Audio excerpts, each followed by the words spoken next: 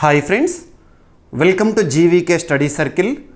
ఈ వీడియోలో July 7th 2026కి సంబంధించి వార్తలు నిలిచిన జాతీయ, అంతర్జాతీయ, రాష్ట్రీయ అంశాల గురించి, వార్తలు నిలిచిన వ్యక్తులు, అవార్డులు, పుస్తకాలు, మరి క్రీడా సంబంధిత సమాచారం ఒక్కొక్క అంశాన్ని వివరంగా తెలుసుకుందాం. అంతకంటే ముందుగా నిన్నటి డైలీ కరెంట్ అఫైర్స్ వీడియోలో అడిగిన ప్రశ్నకి వివరణతో కూడిన సమాధానాన్ని చూద్దాము. సో క్వశ్చన్ వచ్చేసి, ఇటీవల వార్తలు నిలిచిన 2 రిపోర్ట్స్ పైన అడగడం జరిగింది. ఆల్రెడీ మన డైలీ కరెంట్ అఫైర్స్ వీడియోలో డిస్కస్ చేసిన టాపిక్ని ప్రశ్నగా ఇచ్చాను.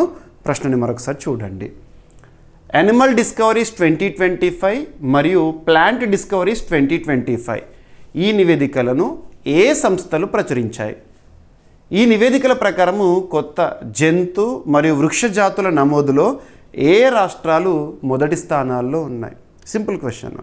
అభ్యర్థులు ఒక విషయాన్ని గుర్తుపెట్టుకోండి, రానున్న ఏ పోటీ పరీక్ష అయినా, ఏ స్థాయి పోటీ పరీక్ష అయినా ఈ టాపిక్స్ నుండి మనం ప్రశ్నలను ఎక్స్పెక్ట్ చేసి రాల్సిందే. ఇక్కడ వివరాల్లోకి వెళ్తే, జూలై 1st 2026 రోజున, సో డేట్ వచ్చేసి జూలై 1st 2026 రోజున జూలాజికల్ సర్వే ఆఫ్ ఇండియా వ్యవస్థాపక దినోత్సవ సందర్భంగా, వ్యవస్థాపక దినోత్సవం 111 సంవత్సరాలైంది. జూలాజికల్ సర్వే ఆఫ్ ఇండియా భారతదేశంలో స్థాపించబడి 111 సంవత్సరాలు. ఎప్పుడు? జూలై 1st 2026 రోజున. ఆ రోజున ministry of environment, forest, climate change, ప్రస్తుతం కన్సర్న్ మినిస్టర్గా భారతదేశంలో ఎవరు విధులు నిర్వర్తిస్తున్నారు? భూపేంద్ర యాదవ్ గారు. భూపేంద్ర యాదవ్ గారు ఈ 2 రిపోర్ట్స్ని రిలీజ్ చేశారు. ఒకటేమో జంతు జాతులకి సంబంధించి యానిమల్ డిస్కవరీస్, సెకండ్ వచ్చేసి ప్లాంట్ డిస్కవరీస్, ఇదేమో వృక్ష జాతులకి సంబంధించి.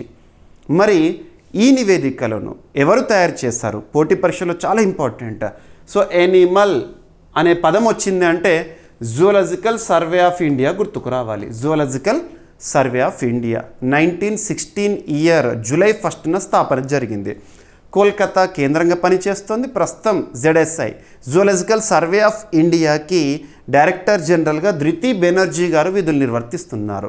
So zoological survey of India దేన్ని రిలీజ్ చేసింది? Animal discoveries. ఈ రిపోర్ట్ని వీరే తయారు చేశారు, జూలాజికల్ సర్వే ఆఫ్ ఇండియా వారు. ఆ రిపోర్ట్ని concern ministry of environment, forest, climate change Bhupendra Yadav గారు రిలీజ్ చేశారు. ఇంకొకటి ఏంటంటే botanical survey of India. Botanical survey of India, botanical, botany అనే పదాన్ని చూడగానే మనకి ఏం గుర్తొస్తుంది? Plants. So botanical survey of India వారు తయారు చేసిన లేదా సిద్ధం చేసిన report plant discoveries. So botanical survey of India head quarter కూడా కోల్కతా కేంద్రం పనిచేస్తుంది. ఈ సంస్థకి డైరెక్టర్ జనరల్గా కన్నర్ దాస్ గారు విధులు నిర్వర్తిస్తున్నారు. బొటానికల్ సర్వే ఆఫ్ ఇండియా మరియు జూలాజికల్ సర్వే ఆఫ్ ఇండియా ఈ 2 సంస్థలు కూడా ఏ మంత్రిత్వ శాఖ పరిధిలో పనిచేస్తుంది అంటే ministry of environment, forest, climate change. గుర్తుపెట్టుకోండి, ఓకేనా? ఒకటేమో ఫ్లోరల్గా, ఒకటేమో ఫానాకి సంబంధించి. ఫానా అంటే జంతువులకు సంబంధించి, ఫ్లోరల్ అంటే వృక్ష జాతులకు సంబంధించి నివేదికలను రిలీజ్ చేయడం జరిగింది. మరి ఈ నివేదికల ప్రకారం మనం గణాంకాలు చూసాము, అవేంటో చెప్తాను. సో ఇక్కడ ఎగ్జామినేషన్లో ఏమడుగుతారంటే, కొత్త జంతు జాతుల నమోదులో ఈ రిపోర్ట్ ప్రకారము ఏ రాష్ట్రం టాప్లో ఉంది అంటే కేరళ రాష్ట్రం. కేరళ గుర్తుపెట్టుకోండి, కేరళ.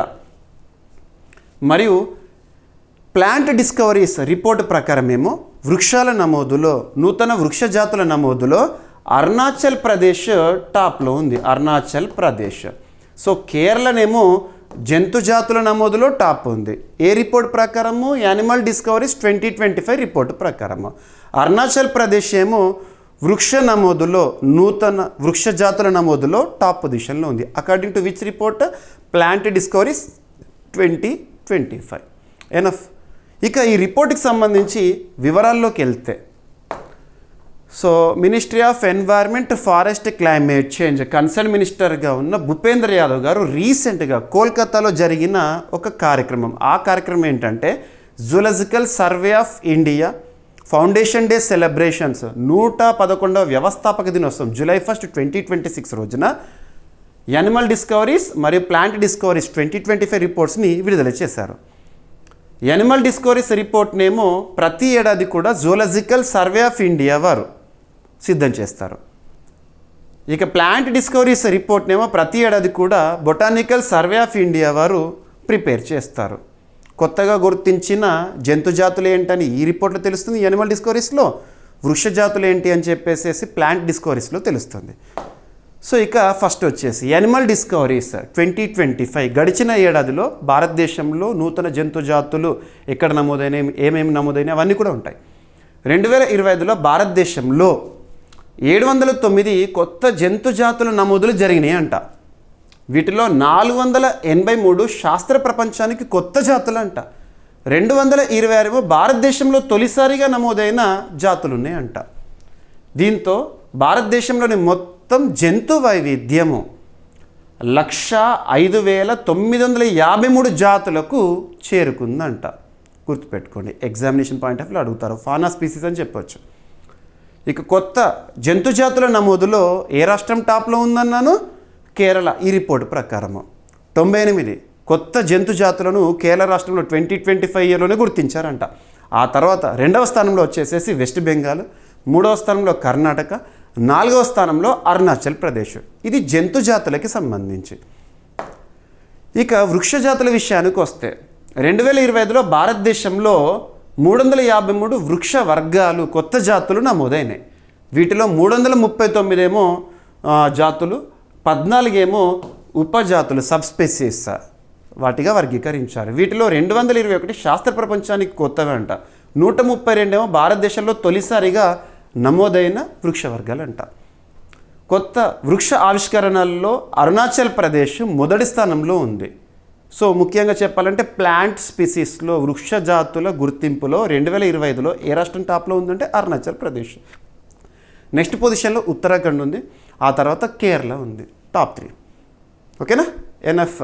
ఇక కొత్తగా నమోదైన వృక్ష వర్గాల్లో సుమారు 64% హిమాలయ ప్రాంతం, పశ్చిమ కనుమలు, ఈశాన్య రాష్ట్రాల నుంచే గుర్తింపబడ్డాయంట. వీటిలో 154 పుష్పించే మొక్కలు, 3 టెరిడోఫైట్స్, 13 బ్రాయోఫైట్స్, 62 లైకెన్స్, 93 శిలీంధ్రాలు మరియు 22 శైవలాలు, 6 సూక్ష్మజీవులు ఉన్నాయంట. ఇక కొత్తగా వర్ణించిన వృక్ష వర్గాల్లో 43% వాస్కులార్ ప్లాంట్స్ అనేవి ఉన్నాయంట. మరి ఇంత డెప్త్గా ఎగ్జామినేషన్లో అడగరు. నేను ఏదైతే ప్రశ్న ఇచ్చానో, ఇక్కడ ప్రశ్న చూపించాను కదా, ఈ ప్రశ్నకి సమాధానం నేను ఏదైతే ఎక్స్ప్లెనేషన్ ఇచ్చానో అది చూడండి చాలు.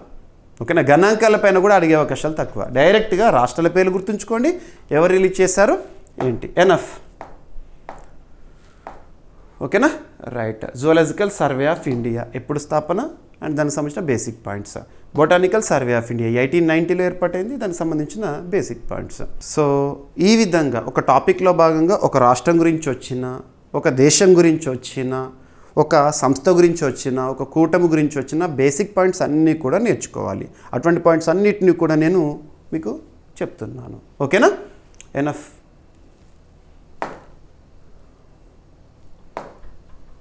ఇక ఈరోజు ఫస్ట్ టాపిక్ మీరు అన్ని వార్తాపత్రికల్లో కూడా చూసుంటారు. ముఖ్యంగా రక్షణ రంగానికి సంబంధించి అభ్యర్థులకు మరొకసారి చెప్తున్నాను, రానున్న ఏ పోటీ పరీక్ష అయినా, ఏ స్థాయి పోటీ పరీక్ష అయినా డిఫెన్స్ రిలేటెడ్గా మీరు ఎక్కువ మొత్తంలో ప్రశ్నలను ఎక్స్పెక్ట్ చేసి తీరాల్సిందే. ఎందుకు చెప్తున్నానంటే ఒక్కరోజు న్యూస్ పేపర్ ఓపెన్ చేసి చూడండి, రక్షణ రంగానికి సంబంధించి అట్లీస్ట్ 2 to 3 టాపిక్స్ ఉంటున్నాయి ఈ మధ్యకాలంలో. మరి ఒక్కరోజు 2-3 టాపిక్స్ అంటే నెలలో ఎటు కాదన్నా కూడా కనీసం ఒక 50 టాపిక్స్ అయితే ఉంటాయి మినిమమ్. కాబట్టి రక్షణ రంగం అనేది రెగ్యులర్గా న్యూస్లోకి వస్తుంది కాబట్టి పోటీ పరీక్షలో కూడా ఎక్కువ మొత్తంలో ప్రశ్నలు ఎక్స్పెక్ట్ చేస్తే తీరాల్సిందే. మరి అలాంటి డిఫెన్స్ రిలేటెడ్ టాపిక్స్ని మనము ఎలా డిస్కస్ చేస్తున్నాం? 6 సెగ్మెంట్స్గా డిస్కస్ చేస్తున్నాము. వార్తలు నిలుస్తున్న విన్యాసాలని, రక్షణ రంగ నివేదికలని, ఇటీవల కాలంలో రక్షణ రంగ దిగుమతులని, డిఫెన్స్ అక్విజిషన్ కౌన్సిల్ వేటికి ఆమోదముద్ర వేసింది, మరియు రక్షణ రంగానికి సంబంధించి జరుగుతున్న ఒప్పందాలు, మరియు భారతదేశంలో రక్షణ రంగ ఉత్పత్తులు. ఇక రీసెంట్గా మనం ఒక రికార్డును సాధించినాము. గడిచిన ఆర్థిక సంవత్సరం 2025-26 ఆర్థిక సంవత్సరంలో భారతదేశంలో మొత్తం రక్షణ రంగ ఉత్పత్తుల విలువ 1.78 lakh crore రూపీస్కి చేరుకున్నాము. సో ఇక్కడ అబ్జర్వ్ చేస్తే ఈ కమింగ్ జూలై 11th రోజున, ఈ కమింగ్ సాటర్డే రోజున కమిషనింగ్ చేయబడుతున్న ఒక షిప్ గురించి తెలుసుకుందాము. కమిషనింగ్ అంటే సేవలు ప్రారంభం, డీకమిషనింగ్ అంటే already existing సర్వీసెస్కి వీడుకోలు పలకడము.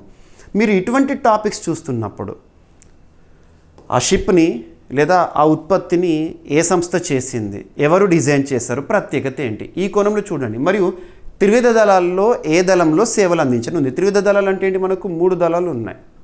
Try services, army, navy, air force. Army చీఫ్గా ప్రస్తుతం ధీరజ్ సేత్ గారు విధులు నిర్వర్తిస్తున్నారు. నేవీ చీఫ్గా రీసెంట్గా కృష్ణస్వామినాథన్ గారు వచ్చారు. ఎయిర్ ఫోర్స్ చీఫ్గా ఎయిర్ మార్షల్ ఏపీ సింగ్ గారు. సిడిఎస్గా ప్రస్తుతం ఎన్ఎస్ రాజసుబ్రహ్మణ్య గారు ఉన్నారు. సో రక్షణ రంగానికి సంబంధించిన ఈ నియామకాలను చూడండి. ఇక భారత నావికా దళంలో ఇండియన్ నేవీలో కమిషనింగ్ సేవలు ప్రారంభం కాబోతున్న ఒక స్టెల్త్ ఫ్రిగేట్ మహేంద్రగిరి అంటే మీరు తూర్పు కనుమలు ఉంటాయి కదా, సో ఈస్టర్న్ ఘాట్స్ ఉంటాయి కదా, ఈస్టర్న్ ఘాట్లో ఒక పేరు. ఇండియన్ నేవల్ షిప్ మహేంద్రగిరిని విశాఖపట్నం వద్ద జూలై 11వ తేదీన కమిషన్ చేయబోతున్నారు. మరి దీన్ని ఏ సంస్థ తయారు చేసిందంటే Mazagon dock ship builders limited, అంటే ముంబై కేంద్రంగా పనిచేస్తున్న మహారాష్ట్రలో ఉన్న ఒక నౌకా నిర్మాణ సంస్థ దీన్ని తయారు చేసింది. కమిషనింగ్. అండ్ ఇంకోటి ఏంటంటే ఇక్కడ మీకు ఈరోజు షెడ్యూల్ మాత్రమే చెప్పాను, అంటే ఎప్పుడు కమిషన్ చేస్తారో, ఎవరు తయారు చేస్తారని. సో కమిషనింగ్ జరిగిన తర్వాత దీని యొక్క ప్రత్యేకతల్ని కూడా మనం చూడాలి. మళ్ళీ జూలై 11వ రోజున ఈ టాపిక్ని మనం చూడాలి, కమిషనింగ్ అయింది, ఎవరు చేశారు అదంతా కూడా. సో ఇండియన్ నేవీలో తన ప్రాజెక్ట్ 17A కింద రూపొందించిన 6th స్వదేశీ స్టెల్త్ ఫ్రిగేట్ ఒక షిప్, ఇండియన్ నేవల్ షిప్ మహేంద్రగిరిని 2026 జూలై 11వ తేదీన విశాఖపట్నంలో ప్రవేశపెడతారంట, కమిషన్ చేస్తారంట. ఈ నౌకకు పేరు తూర్పు కనుమల్లోని ఈస్టర్న్ ఘాట్స్లోని మహేంద్రగిరి పర్వత శ్రేణి పేరుతో పెట్టబడింది. ఇది దృఢత్వం, శక్తి, వ్యూహాత్మక సంకల్పానికి ప్రతీకగా భావించబడుతుంది. మహేంద్రగిరిని భారత నావికా దళంలోని వార్షిప్ డిజైన్ బ్యూరో స్వయంగా రూపకల్పన చేసింది. ఇండియన్ నేవీలోనే ఒక డిపార్ట్మెంట్ అనుకోండి, వార్షిప్ డిజైన్ బ్యూరో. వారు డిజైన్ ప్రకారము ఈ నౌకను Mazagaon dock ship builders limited, Mumbai కేంద్రంగా పనిచేసే సంస్థ, ముంబైలో నిర్మించింది. కమిషనింగ్ మాత్రం విశాఖపట్నంలో జరుగుతుంది, గుర్తుపెట్టుకోండి. ఓకేనా? ఇది ప్రాజెక్ట్ 17A శ్రేణికి చెందిన 6th స్టెల్త్ ఫ్రిగేట్. ఈ శ్రేణి నౌకల్లో స్టెల్త్ లక్షణాలు, అధునాతన లక్షణాలు అన్నట్టు, ఆటోమేషన్, ఆయుధ వ్యవస్థలు, సెన్సార్స్, రక్షణ సామర్థ్యం మెరుగుపరచబడ్డాయి. ఈ నౌకలు సముద్ర ఉపరితలము, గగనం, జలాంతర్గామి వ్యతిరేక యుద్ధ కార్యకలాపాలకు అనుకూలంగా రూపొందించబడ్డాయి. అడ్వాన్స్డ్ ఫీచర్స్ ఉన్నాయి ఇందులో. ఓకేనా? రైట్. సో ఆత్మనిర్భర్ మరియు మేక్ ఇన్ ఇండియాలో భాగంగా స్వదేశీ నిర్మాణానికి ప్రోత్సహిస్తూ దీన్ని సిద్ధం చేయడం జరిగింది. ఓకేనా? రైట్. నీలగిరి క్లాస్ స్టెల్త్ ఫ్రిగేట్, నీలగిరి తరగతి స్టెల్త్ ఫ్రిగేట్ మహేంద్రగిరి అనేది. ఓకేనా? రైట్. ఎవరు తయారు చేశారు ఏంటి? ఓకేనా? దీన్ని కమిషన్ చేసిన తర్వాత మళ్ళీ మనం ఈ టాపిక్ని డిస్కస్ చేయాలి జూలై 11th or 12th రోజున. ఓకేనా? Mazagon dock ship builders limited ఈ సంస్థ 1934 ఇయర్లో స్థాపన, ముంబై మహారాష్ట్ర కేంద్రం పనిచేస్తుంది. Under which ministry of defence, రక్షణ మంత్రిత్వ శాఖకి సంబంధించి. రక్షణ శాఖ మంత్రిగా ఎవరు ప్రస్తుతం? రాజ్నాథ్ సింగ్ గారు. రైట్. ఇక రీసెంట్గా షిప్ బిల్డింగ్ కంపెనీకి సంబంధించి చూస్తే Garden Reach ship builders and engineers, Kolkata కేంద్రంగా పనిచేస్తున్న సంస్థ. ఆ సంస్థ భారతదేశంలో 29th Navratna central public sector ఎంటర్ప్రైజ్గా న్యూస్లో నిలిచింది. లింక్ చేసుకోండి, అడుగుతారు ఎగ్జామినేషన్లో. సో కరెంట్ అఫైర్స్తో లింక్ చేయగలగాలి, కరెంట్ అఫైర్స్ని సబ్జెక్ట్తో లింక్ చేయాలి, కరెంట్ అఫైర్స్ని స్టాటిక్ ఇన్ఫర్మేషన్తో లింక్ చేయాలి, జీకేతో. అలా అయితే మనకు కరెంట్ అఫైర్స్ కోణంలో 100% సాధించడంతో పాటు జనరల్ స్టడీస్లో కూడా మ్యాక్సిమం స్కోర్ చేయగలుగుతాము. ఓకేనా? ఇక నెక్స్ట్, వార్తలు నిలిచిన సూచీలపైన, ర్యాంకింగ్లపైన, రిపోర్ట్స్, నివేదికలపైన మనం పోటీ పరీక్షల్లో ప్రశ్నలను ఎక్స్పెక్ట్ చేసి తీరాల్సిందే. మనం నిన్నటి క్లాస్లో కూడా చూడండి, గ్లోబల్ పాస్పోర్ట్ ఇండెక్స్ 2026 గురించి డిస్కస్ చేశాము. మరొకసారి చెప్తున్నాను, ఏదైనా ఒక సూచీ గురించి పోటీ పరీక్షల కోణంలో ఆ సూచీకి సంబంధించి, ఆ ఇండెక్స్కి సంబంధించి ఏ పాయింట్స్ గుర్తుపెట్టుకోవాలంటే, ఫస్ట్ వార్తలు నిలిచిన ఆ సూచీ పేరేంటో చూడండి. సూచీ పేరు కంప్లీట్గా చూడండి. ఇయర్, కన్సర్న్ ఇయర్ ఉంటుంది, ఆ ఇయర్ని గుర్తుపెట్టుకోవాలి.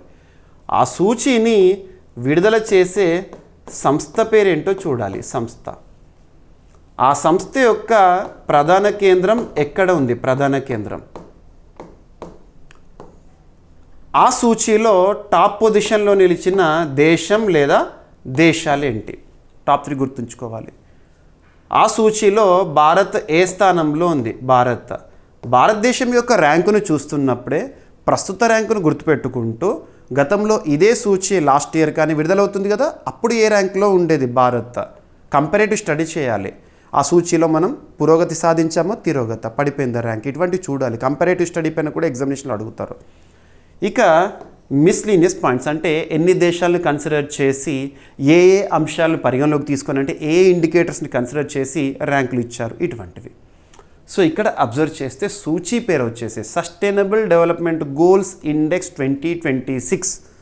సస్టైనబుల్ డెవలప్మెంట్ గోల్స్ ఇండెక్స్ 2026 సుస్థిరాభివృద్ధి లక్ష్యాలు. ప్రపంచంలోని ప్రతి దేశం కూడా 2015 సంవత్సరం నుంచి 2030 సంవత్సరం వరకు సాధించాల్సిన 17 లక్ష్యాలు, 17 గోల్స్. మన CA 360 క్లాసెస్లో మీకు ఆ 17 గోల్స్ ఏంటో ప్రతిసారి నేను చెప్తున్నాను, చాలాసార్లు చెప్పాను.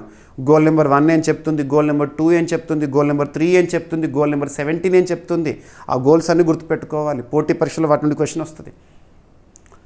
మరి సుస్థిరాభివృద్ధి లక్ష్యాల సాధనలో ఏ దేశం ఎలాంటి పర్ఫార్మెన్స్లో ఉంది, ఎలా ఒక్కొక్క దేశము వాటి పనితీరును చూస్తోంది, అనుకున్న లక్ష్యాలను సాధించడంలో ఏ దేశం ఎటువంటి పురోగతిని సాధించింది, ఇటువంటి అంశాలను కన్సిడర్ చేసేసేసి ఒక సంస్థ, అమెరికాలోని న్యూయార్క్ కేంద్రంగా పనిచేస్తున్న సంస్థ UN sustainable development solutions network అనే సంస్థ ప్రతి ఏడాది కూడా సస్టైనబుల్ డెవలప్మెంట్ గోల్స్ ఇండెక్స్ని రిలీజ్ చేస్తుంది. ఈ సంవత్సరానికి సంబంధించి కాబట్టి 2026 రిపోర్ట్ అలా 11వసారి రిలీజ్ చేశారు ఇప్పటి వరకు.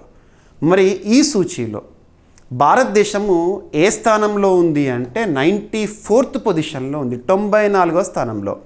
లాస్ట్ టైం 2025 సూచి ఉంటుంది కదా, అప్పుడు భారత్ 99వ స్థానంలో ఉంది. 99వ స్థానం గుర్తుపెట్టుకోండి, ఎగ్జామినేషన్లో అడుగుతారు. కంపారేటివ్ స్టడీ 99లో లాస్ట్ ఇయర్ ఉంటే ఇప్పుడు 94వ స్థానానికి వచ్చినాం, అంటే మన ర్యాంక్ అనేది పురోగతి సాధించింది.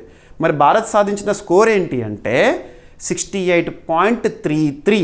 గుర్తుపెట్టుకోండి, మొత్తం ఎన్ని దేశాలను కన్సిడర్ చేసి ర్యాంకులు ఇచ్చారు అంటే 169 దేశాలను కన్సిడర్ చేసి ర్యాంక్స్ ఇస్తే భారత్ 94వ స్థానంలో ఉంది. మరి మొదటి స్థానంలో ఏ దేశం ఉందంటే ఫిన్లాండ్. ఓకేనా, గుర్తుపెట్టుకోండి.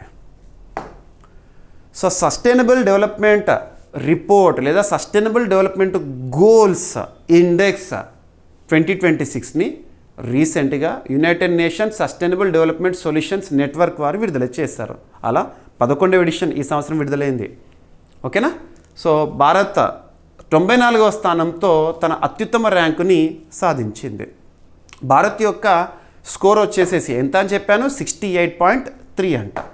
ఓకేనా. 2025 సంవత్సరంలో 99వ స్థానంలో ఉన్న భారత్ 2026లో 94వ స్థానానికి మెరుగుపడింది, పురోగతి సాధించింది సూచీలో.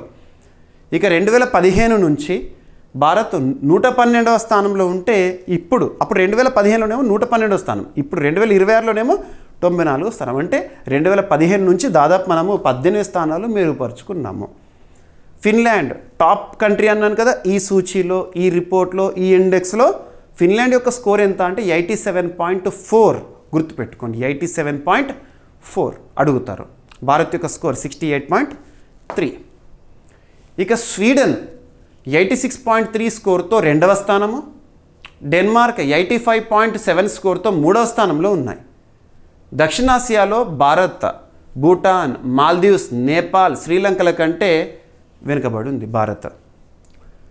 సో 2030 నాటికి భారత లక్ష్యాల్లో కేవలం 33.3% మాత్రమే సాధించే అవకాశం ఉందంట. ఇది అసమాన పురోగతిని సూచిస్తుంది.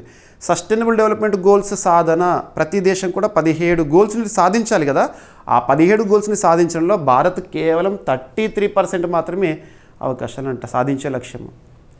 ఓకేనా. సో మొత్తం 17 లక్ష్యాల్లో 13లో సవాళ్ళని ఎదుర్కొంటుందంట భారత్. ఓకేనా.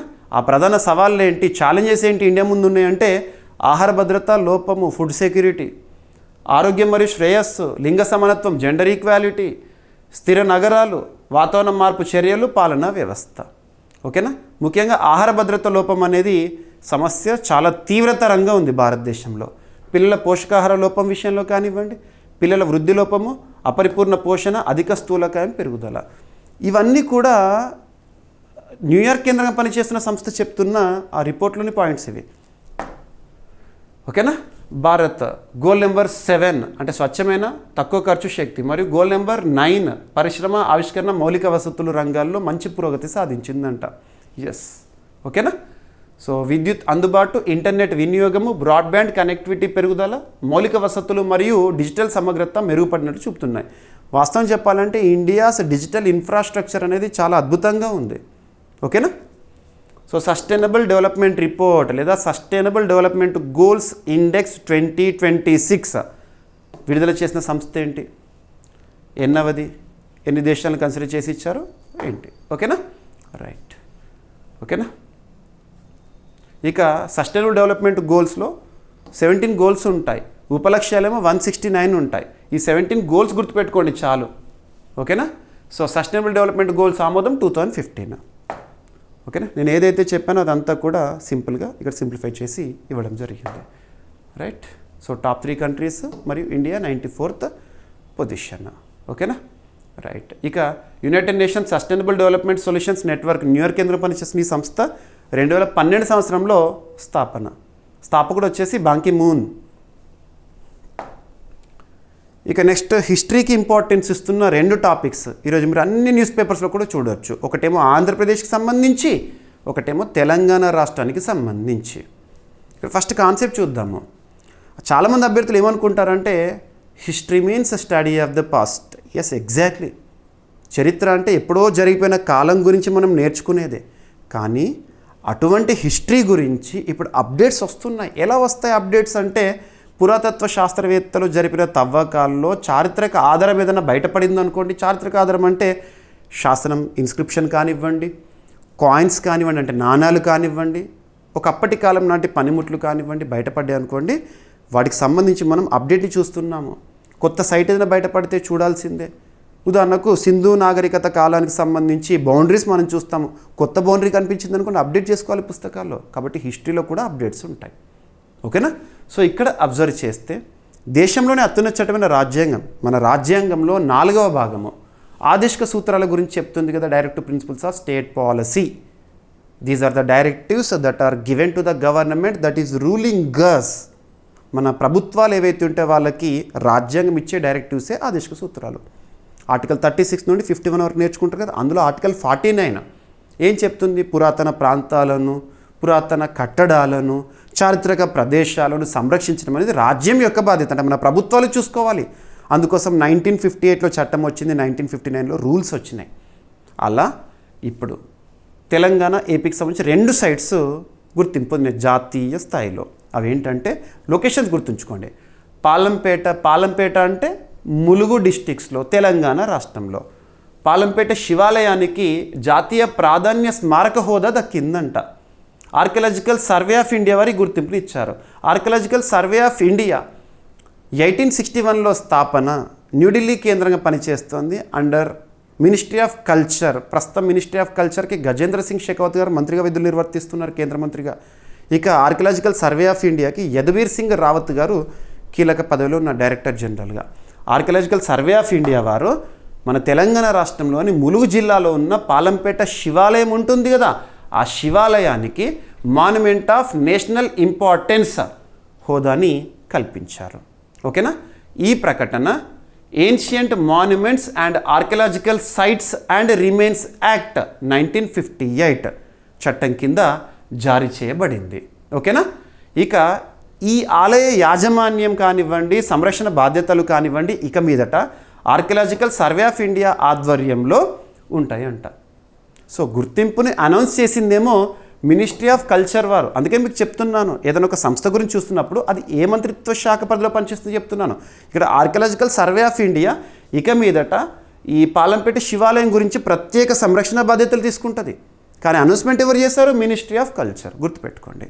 ఓకేనా.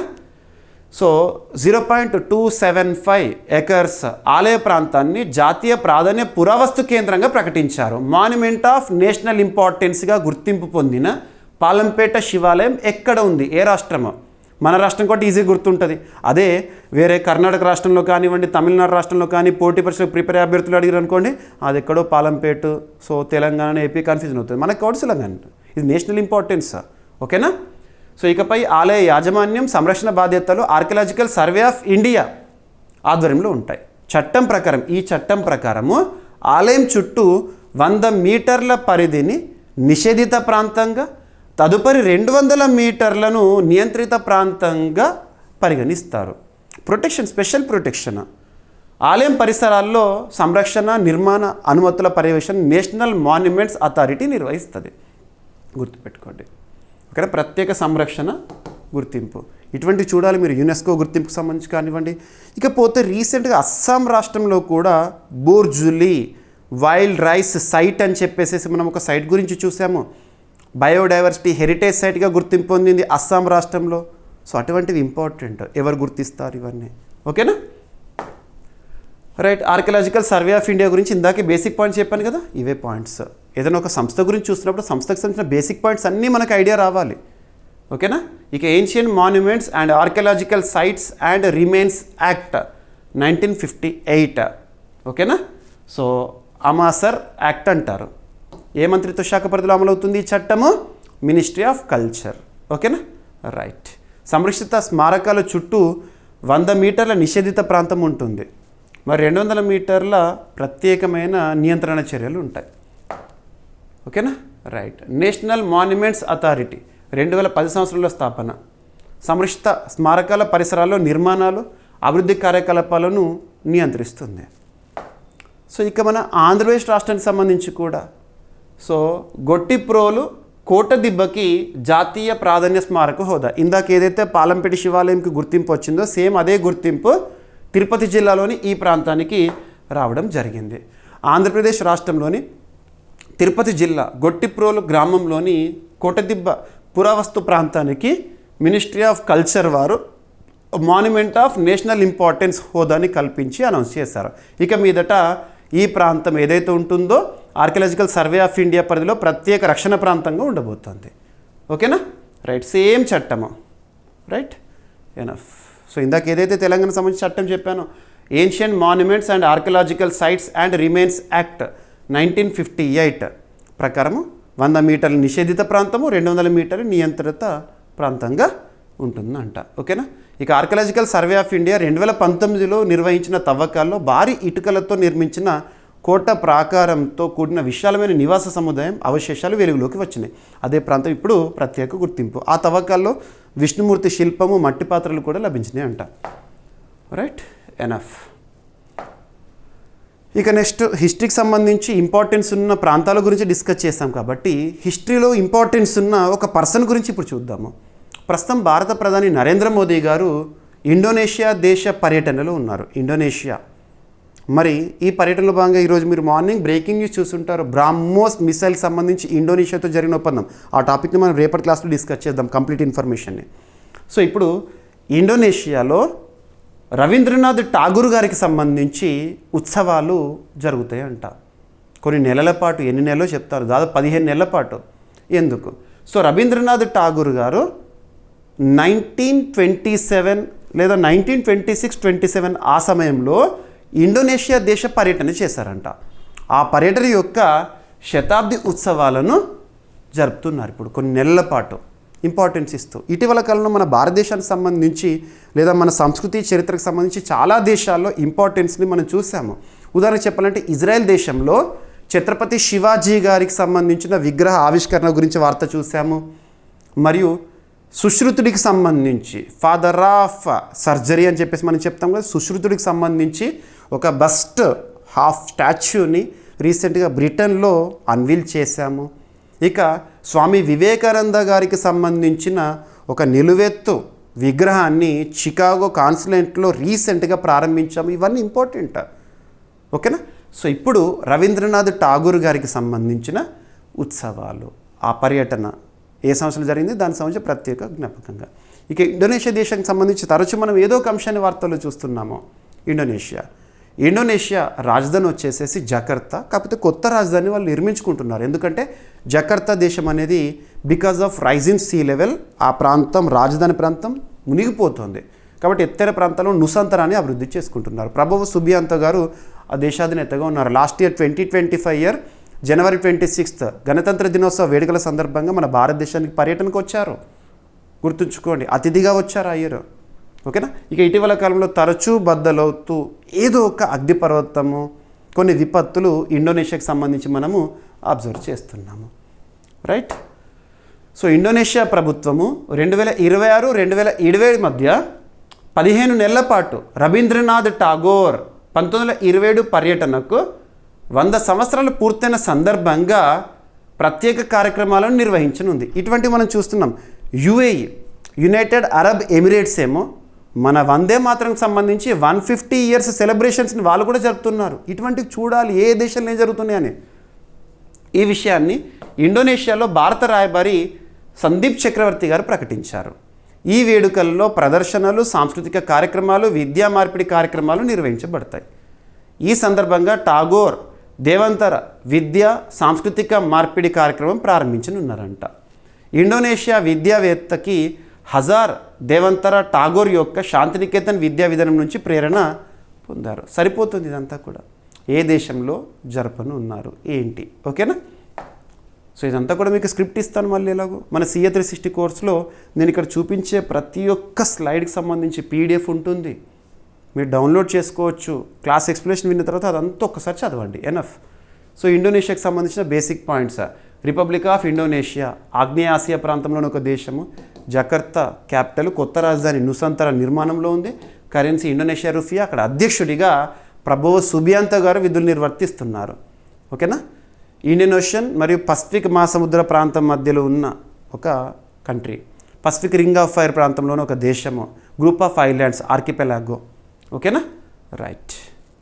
సో ప్రపంచంలో అతిపెద్ద ద్వీప దేశం మరియు అత్యధిక ముస్లిం జనాభా కలిగిన దేశం ఏదంటే ఇండోనేషియా. రైట్. రవీంద్రనాథ్ ఠాగూర్ గారి గురించి చూసాం కాబట్టి తన గురించి బేసిక్స్. సో తను జన్మించిన తేదీ May 7th, 1861. మరణం వచ్చేసి 1941 August 7th. నోబెల్ పురస్కార గ్రహీత సాహిత్య రంగంలో 1913లో. తను రాసింది గీతాంజలి, చాలా ఫేమస్. విశ్వభారతి విశ్వవిద్యాలయం యునెస్కో గుర్తింపు పొందిన విశ్వవిద్యాలయం. ఓకేనా. సో నోబెల్ బహుమతి పొందిన తొలి ఆసియా వ్యక్తి. ఇక రవీంద్రనాథ్ ఠాగూర్ గారి గురించి పోటీ పరీక్షలో ఇంతకు మించి ఏ ఒక్క బిట్ కూడా ఎక్కువగా ఎక్స్ప్లెయిన్ చేయాల్సిన లేదా ఎక్స్పెక్ట్ చేయాల్సిన అవసరం లేదు. ఈ పాయింట్ చూడండి, చాలా ఇక్కడ నుండి వస్తాయి ఏ పోటీ పరీక్షను కూడా. ఓకేనా. ఇక భారత్ ఇండోనేషియా సంబంధాలు ఎలా ఉన్నాయి. సో సామాన్య నాగరికత మరియు సముద్ర వారసత్వం విషయంలో ఇరు దేశాలు కూడా. సాంస్కృతిక సంబంధాల విషయానికి వస్తే రామాయణం, మహాభారతం, బౌద్ధం, హిందూ ధర్మం, వాణిజ్య ప్రభావం అనేది ఉంటుంది, సముద్ర వాణిజ్య ప్రభావము. ఇండో పసిఫిక్ ప్రాంతంలో సహకారంలో ఇండోనేషియానే మన భారతదేశానికి కీలకం. ఇక నెక్స్ట్ సైన్స్ అండ్ టెక్నాలజీకి సంబంధించి అభ్యర్థులు మరొకసారి చెప్తున్నాను, కరెంట్ అఫైర్స్ని ఒక సింగిల్ సబ్జెక్ట్లో చూడకండి. కరెంట్ అఫైర్స్ అనేది జనరల్ స్టడీస్లో భాగంగా వస్తున్న అప్డేటెడ్ ఇన్ఫర్మేషన్గా చూడండి. సింపుల్గా చెప్పాలంటే జనరల్ స్టడీస్లో అప్డేటెడ్ పార్టే current affairs. Polity, economy, geography, history, science and technology, environment and etcetera అలా సబ్జెక్ట్ వైజ్గా అప్డేట్స్గా నేను డిస్కస్ చేస్తున్నాను. 20 సెగ్మెంట్స్గా చెప్తున్నాను. మనం క్లాసులు వింటే కరెంట్ అఫైర్స్ కోణంలో 100% సాధించడంతో పాటు జనరల్ స్టడీస్లో మ్యాక్సిమం స్కోర్ చేయగలుగుతారు. ఇది ఫ్యాక్ట్. సో ఇక్కడ చూడండి, అంతరిక్ష వ్యర్థాల తొలగింపునకు మిషన్ ఎంబ్రేస్ అనే ఒక అంశము ఇక్కడ చూద్దాం. ఇక ఫస్ట్ ఆఫ్ ఆల్ మన భారతదేశంలో అంతరిక్ష రంగం అనగానే ఏ సంస్థ గుర్తొస్తుంది? ISRO, Indian space research organisation. ISRO Indian space research organisation Bengaluru కేంద్రంగా పనిచేస్తుంది. వి నారాయణన్ గారు ప్రస్తుతం చైర్మన్. మరి భారతదేశంలో అంతరిక్ష రంగంలో ఇస్రో సాధిస్తున్న ఘనతలకి తోడు ప్రైవేట్ స్పేస్ స్టార్టప్స్ని ప్రోత్సహించడానికి భారత ప్రభుత్వం 2020 సంవత్సరంలో ఇన్స్పేస్ని స్థాపించింది. ఇన్స్పేస్ అంతరిక్ష రంగంలో ఇస్రో సాధిస్తున్న ఘనతలకి తోడు ప్రైవేట్ స్పేస్ స్టార్టప్స్ని ప్రోత్సహించడానికి ఇన్స్పేస్. ఇన్స్పేస్ అంటే ఏంటి? Indian national space promotion and authorisation centre, Ahmedabad కేంద్రంగా దీని స్థాపన జరిగింది, గుజరాత్. ఈ సంస్థకి ప్రస్తుతం చైర్పర్సన్గా పవన్ కుమార్ గోయంక గారు విధులు నిర్వర్తిస్తున్నారు. ఈ సంస్థ భారతదేశంలో ప్రైవేట్ స్పేస్ స్టార్టప్స్ని ప్రోత్సహిస్తుంది. మరి ఆ ప్రోత్సాహం యొక్క ఫలితాలు ఉన్నాయంటే జస్ట్ రీసెంట్గా మనం ఒక టాపిక్ని డిస్కస్ చేసాం last 2 days back. Skyroot aerospace సాధించిన ఘనత 2022 నవంబర్ నెలలో భారతదేశంలోనే మొట్టమొదటి ప్రైవేట్ రాకెట్ ప్రయోగం స్కైరూట్ ఏరోస్పేస్ హైదరాబాద్ కేంద్రం పనిచేసిన సంస్థ. ఇక రీసెంట్గా ఆర్బిటాల్ రాకెట్ ప్రయోగం అని చెప్పేసి స్కైరూట్ ఏరోస్పేస్ సంస్థ ఈ జూలై నెలలో లాంచ్ చేయనున్న విక్రమ్-1 రాకెట్ ఆగమన్ మిషన్ గురించి మనం చెప్పుకున్నాము. ఆ ఆగమన్ మిషన్లో భాగంగా ఈ ప్రోగ్రామ్ అనేది చూడబోతున్నాము. సో ఇక్కడ మిషన్ ఎంబ్రేస్ అంటే ఏంటంటే అంతరిక్ష వ్యర్థాల తొలగింపు కోసము. అసలు అంతరిక్ష వ్యర్థం అంటే ఏంటి? స్పేస్ డెబ్రిస్ లేదా స్పేస్ జంక్ అంటాము. ఎలా ఏర్పడుతుంది? ఆకాశంలో చెత్త ఎట్లా వస్తుంది అంటే సింపుల్గా చూడండి. ఈరోజు ప్రపంచం అంతా కూడా సాంకేతికత వైపు దూసుకెళ్తోంది. మనకు ప్రతి ఒక్కటి కూడా టెక్నాలజీ మన చేతిలో ఉంది. ఆ టెక్నాలజీ పొందాలంటే మనకు కమ్యూనికేషన్ శాటిలైట్స్ కావాలి. మరి అందుకోసము ప్రతి దేశం కూడా ఉపగ్రహ ప్రయోగాలు చేస్తుంది, శాటిలైట్స్ని పంపుతుంది నింగిలోకి. దేనికైనా కూడా ఒక ఎక్స్పైరీ టైం అనేది ఉంటుంది. మరి అంతరిక్షంలోకి చేరిన ఒక శాటిలైట్, నిర్ణీత ఆర్బిట్లో తిరుగుతున్న ఒక శాటిలైట్ ఒకనొక సమయంలో దాని కాలం అనేది చెల్లిపోతుంది, కాలం చెల్లుతుంది, ఎక్స్పైర్ అవుతుంది. మరి కాలం చెల్లిన ఆ శాటిలైట్ కానివ్వండి, అంతరిక్ష ఆ వస్తువు ఏదైతే ఉంటుందో స్పేస్ డెబ్రిస్ చెత్తగా మారుతుంది, అంతరిక్ష చెత్త. రానున్న రోజుల్లో అదే పెద్ద సమస్యగా మారబోతోంది. స్పేస్ డెబ్రిసే అతిపెద్ద సమస్యగా మారబోతోంది. కాబట్టి ఆ స్పేస్ డెబ్రిస్ని నిర్వహించడానికి చాలా దేశాలు ఇన్నోవేటివ్ ఐడియాస్ని తీసుకొస్తున్నాయి. జపాన్ అయితే వుడెన్ శాటిలైట్స్నే ప్రయోగిస్తుందంట. అలా మరి భారతదేశానికి సంబంధించి అంతరిక్ష వ్యర్థాల తొలగింపుకు మిషన్ ఎంబ్రేస్, దీనికి సంబంధించి ఒక స్పేస్ స్టార్టప్, ఆ సంస్థ ఎక్కడ కేంద్రం పనిచేస్తుందో చూస్తే సరిపోతుంది. హైదరాబాద్కు చెందిన కాస్మోసార్ స్పేస్ అంతరిక్ష వ్యర్థాలను తొలగించేందుకు మిషన్ ఎంబ్రేస్ అనే కొత్త సాంకేతికతను అభివృద్ధి చేసిందంట. మిషన్ ఎంబ్రేస్ అనే కొత్త సాంకేతికతను ఏ సంస్థ అభివృద్ధి చేసింది? ఒక ప్రైవేట్ స్పేస్ స్టార్టప్ కాస్మోసార్. ఈ సంస్థ ఎక్కడ ఉంది? హైదరాబాద్ కేంద్రంగా. ఈ మిషన్లో సాఫ్ట్ రోబోటిక్ క్యాప్చర్ సాంకేతికత ద్వారా క్యాప్చర్ చేస్తారంట. కక్షలోని ఉపగ్రహాలు అంతరిక్ష వ్యర్థాలను సురక్షితంగా పట్టుకునే ప్రయోగం నిర్వహించనున్నారు.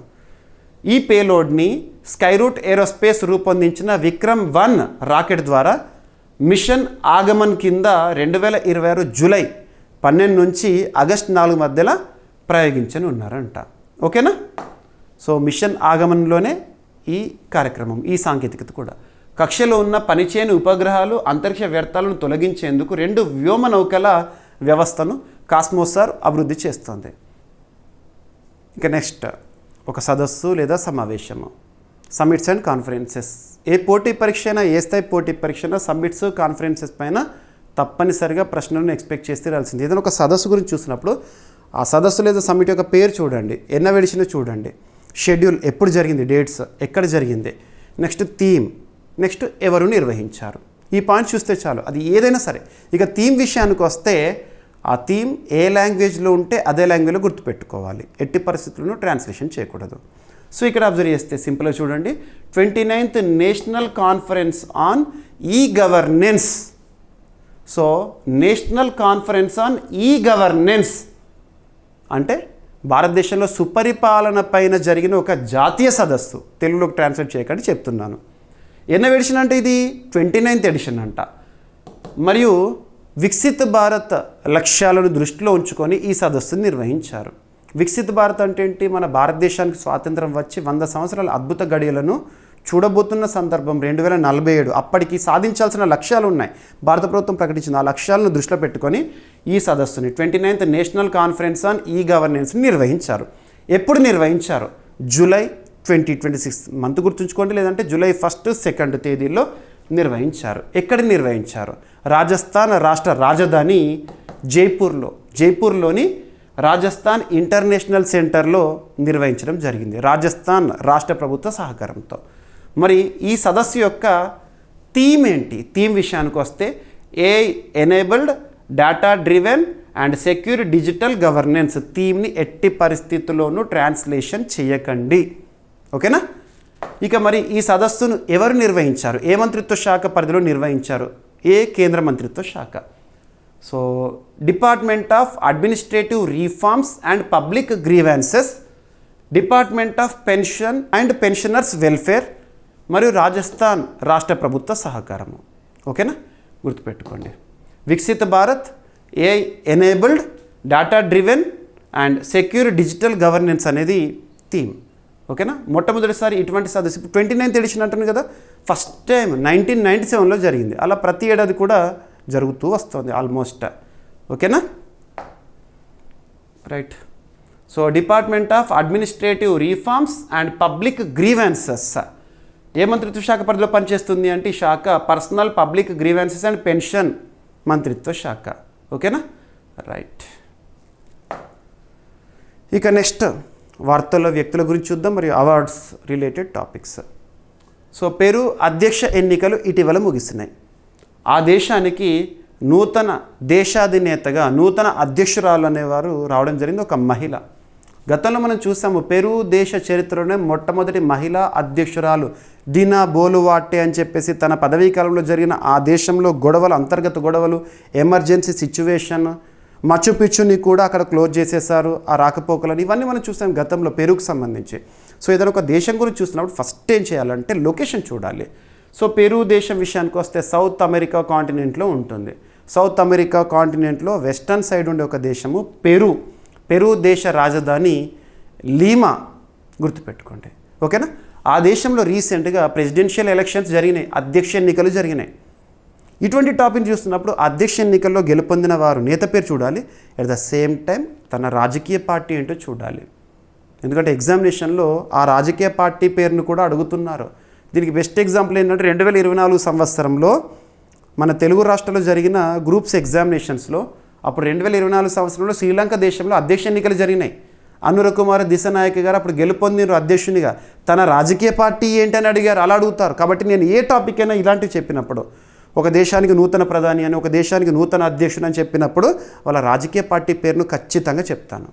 సో ఇక్కడ చూడండి, పెరు అధ్యక్ష ఎన్నికలు 2026, అందులో గెలుపొందిన వారు ఎవరంటే కైకో ఫుజిమోరి. తన యొక్క రాజకీయ పార్టీ ఏంటని అడుగుతారు, డైరెక్ట్గా గుర్తుపెట్టుకోండి. పాపులర్ ఫోర్స్ పార్టీకి చెందిన నాయకురాలు, ఒక మహిళ పెరు అధ్యక్ష ఎన్నికల్లో అద్భుతమైన విజయాన్ని కైవసం చేసుకున్నారు. జూలై 3, 2026లో అధికారిక ప్రకటన చేశారు. సో పెరు దేశం సౌత్ అమెరికా కాంటినెంట్. ఇక మనకి ఇన్ఫర్మేషన్ అనేది ఏదైతే ఉంటుందో అఫీషియల్ ఇన్ఫర్మేషన్ రాగానే మీకు ఈ టాపిక్ని ఇవ్వడం జరిగింది. ఓకేనా. సో తుది దశ ఎన్నికలు 2026 జూన్ 7న జరిగినాయి, లాస్ట్ మంత్లోనే జరిగినాయి. ఫలితాలు అఫీషియల్గా డిక్లేర్ అయ్యారు. సో ఇప్పుడు మనకి ఈరోజు అన్ని వార్తాపత్రికలు కూడా కనబడింది కాబట్టి ఈరోజు మీకు నేను కవర్ చేయడం జరిగింది. ఓకేనా. ఈ ఎన్నికల్లో ఆమె లెఫ్ట్ వింగ్ నాయకుడు రోబర్టో శాంచెజ్ని ఓడించారు, ఓడిపోయిన నేత. సరిపోతుంది. ఓకేనా. సో పెరు దేశానికి సంబంధించిన basic points: capital Lima, currency Peruvian sol, అధ్యక్షురాలు ఇప్పుడు కొత్తగా ఎవరు కైకో ఫుజిమోరి, పాపులర్ ఫోర్స్ నాయకురాలు, దక్షిణ అమెరికా ఖండంలోని ఒక దేశము. పెరుకి ఆర్థిక లేదా పెరు యొక్క కీలకమైన రంగం ఏంటంటే ఆర్థిక రంగము, గనుల పరిశ్రమ. ముఖ్య ఖనిజాలు రాగి, బంగారం, వెండి, జింక్ అక్కడ ఎక్కువగా ఉంటాయి. ఇక నెక్స్ట్ రక్షణ రంగానికి సంబంధించవచ్చు, లేదంటే మినిస్ట్రీ ఆఫ్ హోమ్ అఫైర్స్ పరిధిలో పనిచేస్తున్న ఒక department NCRB, national crime records bureau నూతన డైరెక్టర్గా అమిత్ గార్గ్ గారిని, సీనియర్ ఐపీఎస్ అధికారిని నియమించడం జరిగింది. ఓకేనా. So 1993 batch Andhra Pradesh cadre IPS అధికారి అమిత్ గర్గ్ గారిని నేషనల్ క్రైమ్ రికార్డ్స్ బ్యూరో, ఈ ఎన్సీఆర్బీ కదా రిపోర్ట్స్ రిలీజ్ చేస్తూ ఉంటే, రీసెంట్గా మనం ఎన్సీఆర్బీ రిపోర్ట్ గురించి కూడా డిస్కస్ చేస్తాం మన CA 360లో. ఓకేనా. డైరెక్టర్ని నియమించారు ఈ సంస్థకి. ఈ నియామకాన్ని అపాయింట్మెంట్స్ కమిటీ ఆఫ్ క్యాబినెటే కేంద్ర ప్రభుత్వ రంగ సంస్థలకు సంబంధించి, కేంద్ర ప్రభుత్వ రంగ శాఖలకు సంబంధించి, డిఫరెంట్ డిపార్ట్మెంట్ సంబంధించి కీలక అధిపతులను నియమించడంలో కీలక పాత్ర పోషిస్తుంది. ఏ ఆధ్వర్యంలో పనిచేస్తుందంటే ప్రధానమంత్రి గారి ఆధ్వర్యంలో అధ్యక్షతను పనిచేస్తుంది. ఇది ప్రస్తుతం ఆయన Sardar Vallabhbhai Patel national police academy Hyderabad డైరెక్టర్గా పనిచేస్తున్నారు. 2027 అక్టోబర్ 31 వరకు ఎన్సీఆర్బీ డైరెక్టర్గా కొనసాగనున్నారు, గుర్తుపెట్టుకోండి. ఓకేనా. So national crime records bureau 1986 ఇయర్లో స్థాపన, ప్రధాన కార్యాలయం వచ్చేసేసి న్యూఢిల్లీ. ఓకేనా, రైట్. ఇక హిందుస్థాన్ షిప్యార్డ్ లిమిటెడ్ CMDగా రియర్ అడ్మిరల్ సి రఘురామ్ గారు బాధ్యతలను స్వీకరించారు. సో ఇక్కడ అబ్జర్వ్ చేస్తే విశాఖపట్నంలో ఉన్న హిందుస్థాన్ షిప్యార్డ్ లిమిటెడ్కి నూతన CMDగా, చైర్మన్ అండ్ మేనేజింగ్ డైరెక్టర్గా రియర్ అడ్మిరల్ సి రఘురామ్ గారు బాధ్యతలను స్వీకరించడం జరిగింది. ఆయన భారత నౌకాదళానికి చెందిన రిటైర్డ్ ఆఫీసర్. ఓకేనా, రైట్. ఆంధ్రప్రదేశ్లోని విశాఖపట్నంలో హిందుస్థాన్ షిప్యార్డ్ లిమిటెడ్ కార్యాలయంలో బాధ్యతలను చేపట్టారు. ఎనఫ్. హిందుస్థాన్ షిప్యార్డ్ లిమిటెడ్ సంబంధించిన బేసిక్ పాయింట్స్. 1941లో స్థాపన. విశాఖపట్నం ఆంధ్రప్రదేశ్ కేంద్రంగా పనిచేస్తుంది. రక్షణ మంత్రిత్వ శాఖ పరిధిలో. ఓకేనా. సో ముఖ్యంగా నౌకా నిర్మాణ విషయంలో, నౌకల మరమ్మతు విషయంలో కీలక సంస్థ. ఇక ఈరోజు టాపిక్స్ని క్విక్ రివిజన్ చేస్తే, నిన్నటి డైలీ కరెంట్ అఫైర్స్ వీడియోలో అడిగిన ప్రశ్నకి కంప్లీట్ ఎక్స్ప్లెనేషన్ ఇచ్చాను. భారత నౌకాదళంలో stealth frigate Mahendragiri, INS Mahendragiri కమిషనింగ్కి సంబంధించి షెడ్యూల్ చెప్పాను. సస్టైనబుల్ డెవలప్మెంట్ రిపోర్ట్ లేదా సస్టైనబుల్ డెవలప్మెంట్ గోల్స్ ఇండెక్స్ 2026 ఇందులో ర్యాంకింగ్స్.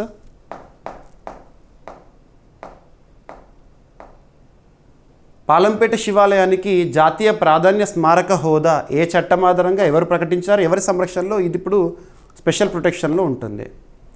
ఇక తిరుపతిలోని గొట్టిప్రోలు కోటదిబ్బకి జాతీయ ప్రాధాన్య స్మారక హోదా లభించింది. రవీంద్రనాథ్ ఠాగూర్ గారి 1927 ఇండోనేషియా పర్యటన శతాబ్ది వేడుకలు 15 నెలల పాటు జరుగుతాయి. అంతరిక్ష వ్యర్థాల తొలగింపునకు మిషన్ ఎంబ్రేస్ ఏ స్టార్టప్ పరిధిలో, కాస్మోసార్ స్పేస్ స్టార్టప్ పరిధిలో ఒక సాంకేతికత.